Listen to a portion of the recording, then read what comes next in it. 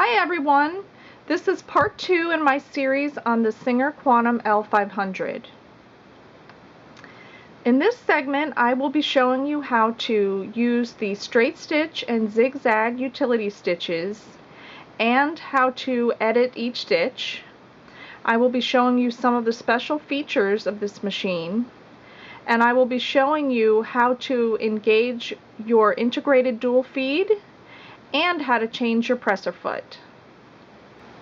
I'd like to show you some of the buttons that are on the front of your machine and explain the features one by one. This first button on the bottom is your start-stop button. If you unplug your foot pedal, you can control your machine with this button. Directly above that is your scissors button, which automatically cuts. Above that is your reverse stitch button. To the right of that button is your auto lock button. This button works with a particular group of stitches in your sewing machine, and I will be discussing that more later. The next button to the right is your needle up, needle down. And the next slide bar to the right is your speed control from slow to medium to fast. Another feature that this machine has is adjustable presser foot pressure. This is a feature that many top-of-the-line sewing machines have. This allows you to adjust the amount of pressure for different weights of fabric to help you control the fabric more as you sew. So as you move the dial, you will notice that this slide bar moves and shows you the pressure, whether you're adding more pressure or you're taking pressure away from your presser foot. This is a view of your sewing area from the left side of your machine. One of my most favorite features of this sewing machine is this lever in the back, which is your integrated dual feed lever. Now if you pull that straight down and forward, it locks into place.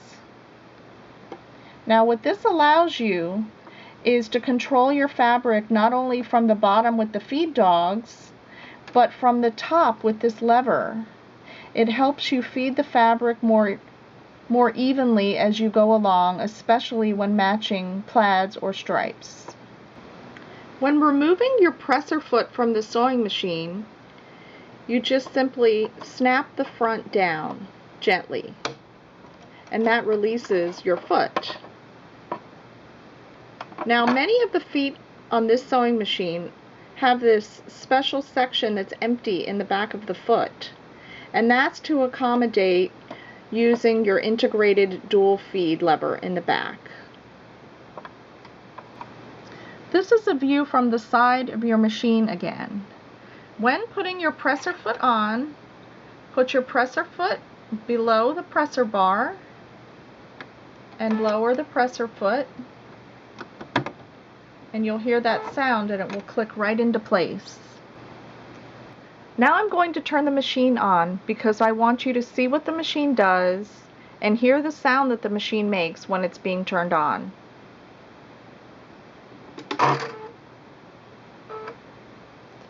That sound that you heard and the movement here at the needle was simply the machine calibrating itself as it was powered on. On the back of your machine there is this menu that flips up into place, and it shows all your different utility stitches here in group A. Then it moves on to group B. There are more utility stitches and buttonholes, and then it goes into group C and D, which are decorative stitches.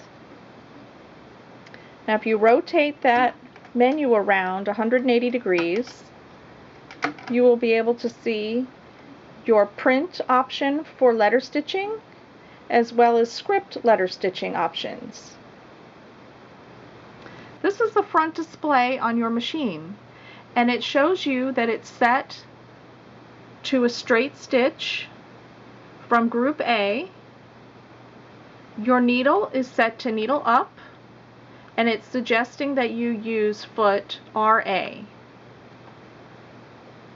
Foot RA is the same foot that I showed you how to install and remove in your machine.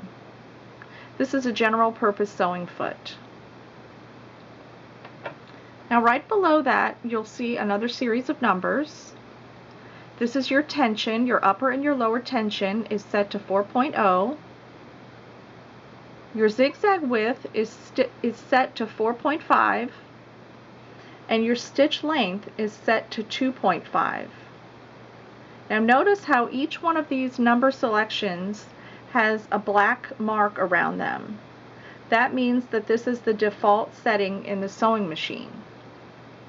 Now if you would like to edit any of these stitches, whether it be the stitch width or the stitch length, that's accomplished through these buttons below the stitch. If you'd like to add length to your stitch length, you simply press the plus bar. Notice 5.0 is the longest stitch that this machine will do. And then if you press this plus, this will widen your zigzag stitch.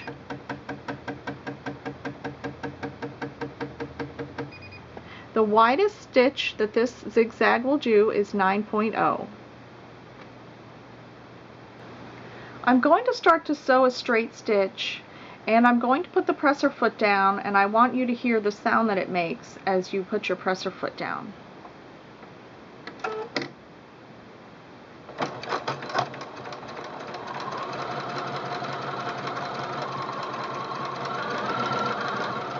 Now since I have my needle up engaged, it will always stop with the needle up. Now you have the option for pressing needle down if you would like to pivot, or you can also tap your foot control, and you can control your needle up and needle down in that manner.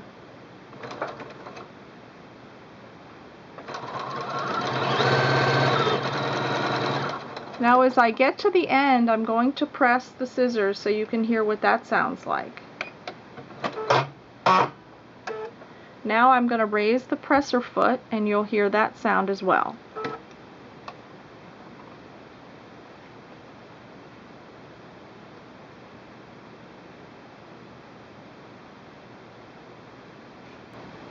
Now I'm going to show you the zigzag stitch in a variety of widths. I'm starting out with a 1.5 width and a 3.0 length.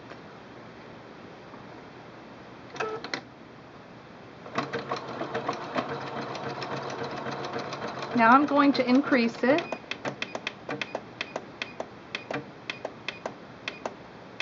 to a 3.0.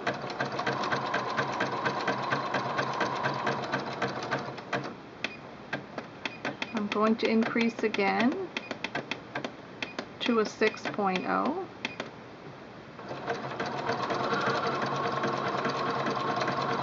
And one more time to the widest zigzag this machine will do, which is 9 millimeters.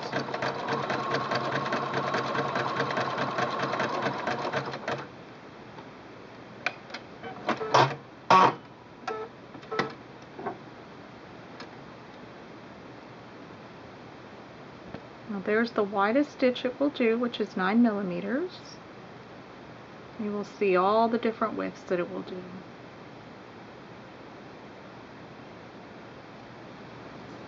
Thank you for stopping by and checking out my latest video on the Singer Quantum L-500. I hope you found it helpful. Have a happy creative day. Bye now.